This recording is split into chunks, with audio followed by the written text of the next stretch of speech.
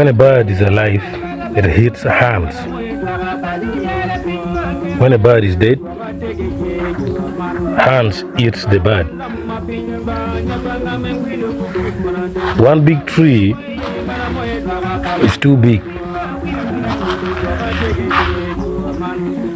Only a portion of a tree can be used to make sticks for matchbox.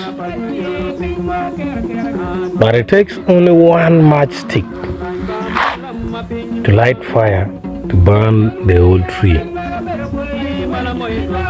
What we must learn is we should not hurt anyone or try to destroy anyone. Because in life, you may be too powerful today, but tomorrow, what will destroy you may be something too minor that you are not even expecting.